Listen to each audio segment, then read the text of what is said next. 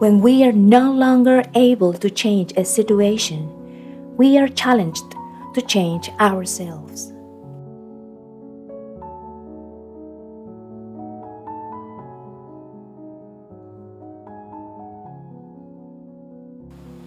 Cuando ya no podemos cambiar una situación, estamos desafiados a cambiarnos a nosotros mismos.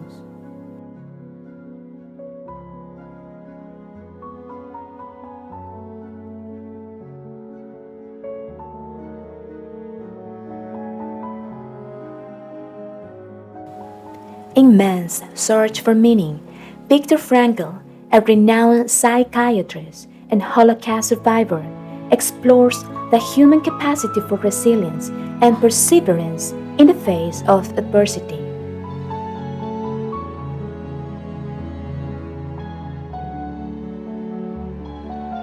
En El hombre en busca de sentido, Viktor Frankl, un psiquiatra de renombre y superviviente del Holocausto, explora la capacidad humana para la resiliencia y la perseverancia frente a la adversidad.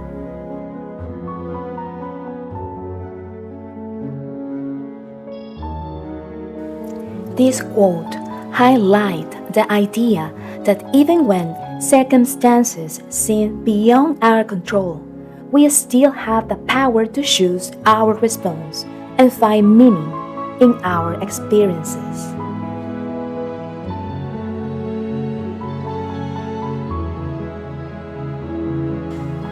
Esta cita resalta la idea de que incluso cuando las circunstancias parecen estar fuera de nuestro control, aún tenemos el poder de elegir nuestra respuesta y encontrar significado en nuestras experiencias.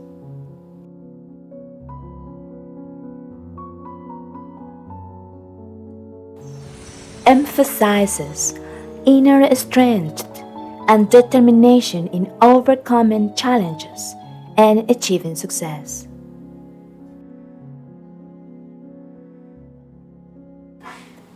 Enfatiza la fuerza interior y la determinación para superar desafíos y alcanzar el éxito.